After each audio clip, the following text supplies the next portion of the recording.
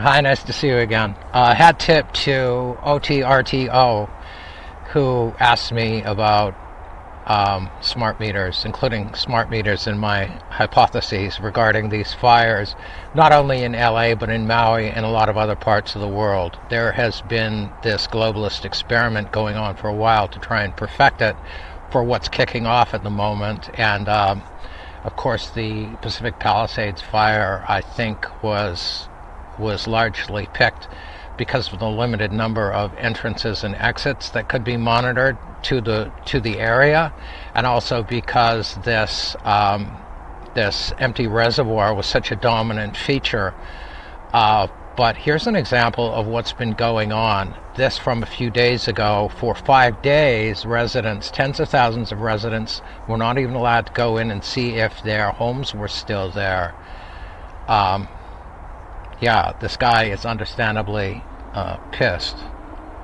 Yes, you were here yesterday. I was here yesterday. I mean, my house is there. I've been kicked out of my house, evacuated for 4 days now. 5. We're like just trying to get back home, get some of our things. I mean, was my house burned down? Was it not burned down? I just want to get a serious answer, you know? I understand.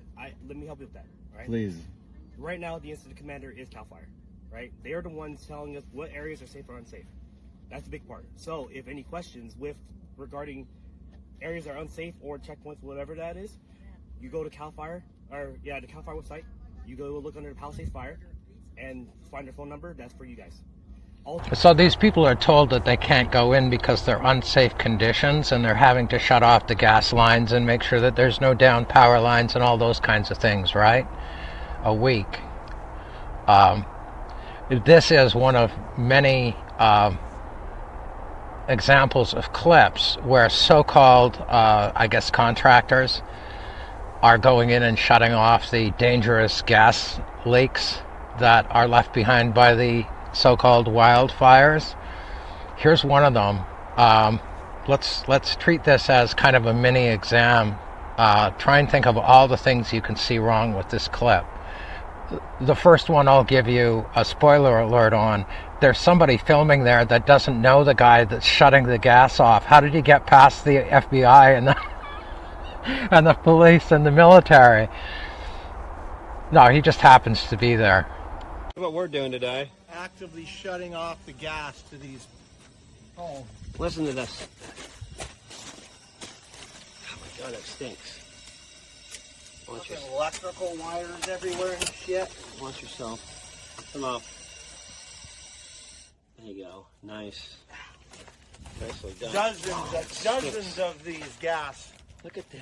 leaks have shut off today. Wow. I had to switch locations. We lose the light really fast at this time of year. Anyway, lots of low-hanging fruit in that clip. No safety protocols, no personal protective equipment. Uses a bare hand with a metallic wrench, swinging dangerously close to the metallic nut on a gas meter. Add an electrical wire, a ground wire that could well have, a backup power supply or something like attached to that air conditioner that's untouched right beside where he's working. The hissing gas, I think that was dubbed in, and I don't think that was a real event. You know, that guy would have had his polyester hat and shirt grafted onto his skin, you know, and the fact that he's wearing metal-rimmed sunglasses working in the shadow, yeah, they would be welded onto his head too. And the person that was filming it, you know, the best that they could expect is probably 20 or 30 pounds of shrapnel being removed from his body if he managed to survive this idiot's monkeying, right? That's just there to convince the homeowners that the reason they're not allowed back on their properties is because they have to shut the gas down and it's dangerous conditions and blah, blah, blah, right? But that guy's not a real utility worker. This whole keeping the homeowners away is the same as what went on in Maui. And not surprisingly, really, there's more parallels with Maui that I'll get to in a second. But what they're really doing is taking away the evidence of the smart meters, these ungrounded emergency use authorized smart meter installations. They're causing thermal runaway in the little lithium-ion batteries that are in the smart meter, and causing arcing in the electrical system and passing extreme heat through anything that's metallic into the home and setting it on fire, because we're talking about a couple of thousand degrees Fahrenheit here. You know, it's almost the melting point of copper, and we know that aluminum, it's 1300 or so Fahrenheit degrees will melt it, and we're seeing lots of melted aluminum. But they have to go and take these smart meters out or make sure that there's nothing left of them, so that there will be forensic evidence for the insurance people to come and look at, because I think this is how they're sparking the houses out there. Could be new weapons, but Pacific Palisades was specifically chosen because of the limited number of routes in and out, and the fact that the reservoir there was dry. That 117 million gallon reservoir that's been down for repairs for a year, you know, for an idiotic reason that nobody would buy into with any critical scrutiny. But let's look at RF Safe. They're a nonprofit, but they're not part of a globalist tentacled organization. The Palisades, California wildfires, a question worth asking. While the official narrative often points to embers, wind, vegetation as the primary culprits in wildfire destruction, we must also consider whether modern technologies like smart meters are compounding these risks. Now, the reason why I say that this emergency use authorization equivalent on not grounding the smart meters is such a problem is because if you were nefarious, which nobody in the public believes the government could possibly be, if you just flip the power on and off on these smart meters a few times, which anecdotally happened in the Palisades, and non-anecdotally was proven to have happened in the Maui fires, these smart meters can be set off like bombs. And of course, all of the collateral connections through the arcing, the heat that's traveling down these metal objects like gas pipes, water lines, or the non-cheap copper wiring in all of these big houses in the Palisades could carry the heat far, far away from the meter and set the materials on fire quite easily all along those routes. Whether the relatively small batteries in some smart meters could enter a state of thermal runaway, I'll cover that in a second, where the battery overheats, ignites, and spreads fire, and again down below, the electrical sparks and arcing beyond the battery. Smart meters themselves could contribute to fires if damaged during installation or by external factors creating electrical arcs or faults. And this report, 50 pages of all-you-can-eat links that prove that these things are completely unsafe, and not just from California, but from all over the United States. This is just one example, but the thing that I found interesting in this one was that it says the meters, smart meters do not fit into the base properly, leaving a gap which leads to arcing and fires. The base was designed and certified to hold an analog and nothing else. Which means there are also, moisture can get into these things. They're open to the elements. And if there is a real wildfire close by, taking those lithium-ion batteries up to the point of no return from external heat source is a given. The meters mentioned were Itron and Landis and Gear in California. Itron smart meters are used by Southern California Edison, San Diego Gas and Electric, and Los Angeles Department of Water and Power. Landis and Gear smart meters are used by PG&E and Sacramento Municipal Utility District. The blades of the meters must provide contact with the jaws of the meter socket. If the blades are too thin or the meter isn't the right size, this causes inadequate contact or gaps, and that will cause arcing. This is a fire hazard and also results in pitting of the metal surface, which will increase arcing. Arcing also creates transients. That's connections with other metallic substances within the immediate area, which in turn affect the electrical wiring and appliances and electronics. and also through the ground wire can arc right down to the gas line and cause a major explosion. So this is also part of that same report. I couldn't even fit the list on this one page. California fire officials have yet to launch a public investigation despite continuing problems. Oh yeah, that's a surprise.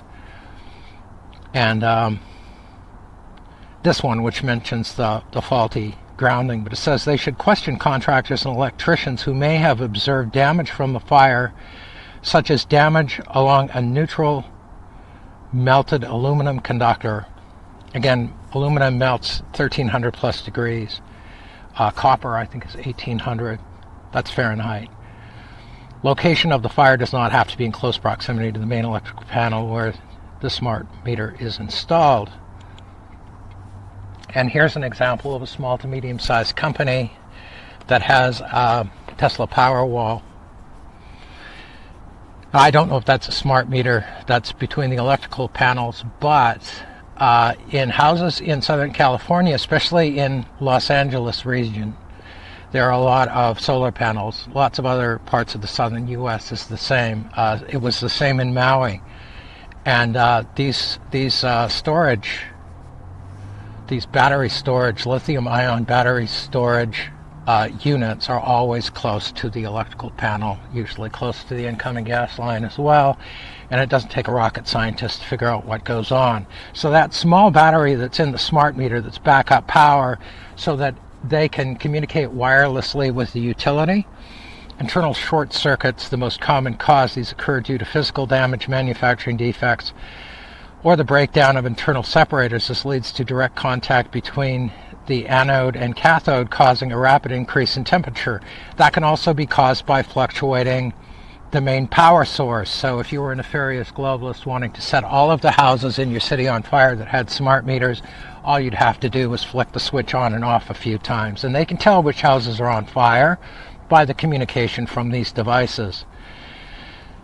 Yeah, I won't go on about this because it's using up a lot of time, but lithium-ion battery thermal runaway temperature. Lithium-ion batteries become vulnerable to thermal runaway at temperatures above 176 degrees Fahrenheit, 80 degrees Celsius. Obviously, not a very high temperature considering. And this is key. San Diego firefighter, a specialist in lithium battery hazards, who will be assisting in the cleanup effort. This is in LA. I think this is from Bloomberg. Said protocols developed during the 2023 fires in Maui will be used in Los Angeles, but the scale of this event and the hazards are magnitudes larger. The state has seen other fires, but nothing this urban with so many neighborhoods and structures where you'd expect to see more electric vehicles and other energy storage systems, like for solar panels and power walls. We're anticipating a pretty big lift. That's an understatement. In Maui, the Environmental Protection Agency shipped more than 30 tons of lithium batteries from over 1,400 properties for recycling. Recycling into what? Well, probably vaccines. 1,400 properties. That's a lot of lithium. Hydro-Quebec requires 3 meters distance between, that's about 10 feet, 9 or 10 feet, distance between a smart meter and a gas tank. Even though the gas lines are usually within a few feet. When the local electrical utility arrived and determined that a smart meter is the issue, they have been removing the meter, which is what they're doing in Pacific Palisades right now, and preventing the inspection of the meter by experts. This is a serious situation as the utility company, upon removal of the meter, is tampering with what is evidence concerning the cause of the fire and can be held criminally responsible. I put a smiley there because globalists control the court systems, of course. And yeah, so the connection with Maui, I'm going to do a separate video on Maui because there's so much stuff that's come up right now. But yeah, Justin Newsom, or Gavin Trudeau, whatever you want to call him, he's been talking to Josh Green, who is the governor of Hawaii, who of course presided over the alleged massacre in Las Vegas shooting, and also was the governor during the Maui fires. He's gone to him for the grand plan of how to burn back better. And in Maui, they just dropped this in December, just a month ago. They dropped this plan as to how they're going to rebuild. And of course, they're all non-governmental organizations buying all the property, owning all the property, that have the facade, the veneer of indigenous people. But they're just stooges. It's the globalists that are the only ones that have been given building permits or plans to rebuild, while the homeowners are beset by all the difficulties I'll cover in a future video. But if you could choose one template, the most disastrous, to choose as your go-to, yeah, well, Justin Newsom decided to go with the Maui plan, which should be horrifying to the people of California. But like I said, I'll cover that in a future video. This one's getting a little bit long, but I have no doubt at all that smart meters, a shout out once again to OTRTO for bringing this to my attention. I hadn't paid enough attention to this in past fire videos. It's been over a dozen of them so far. But yeah, this is what's causing the fires. This is what's going to be a problem. I'll just mention a couple of things. They're on a list of things to do to prevent, to make the best of a bad situation. If you have a smart meter and you're told to leave your property, turn off your breaker, the main power breaker in the house. I know it might cause some of the groceries to go bad, but don't leave your house and leave your breaker on if you have a smart meter. I'll revisit this topic when there's more time, but it should be obvious to everybody now what's going on. This is all-out war against the public. We're going to win it, but getting this stuff out and around is it's crucial right now. Very nice to see you again. Hope you're having a good day. I'll talk to you soon.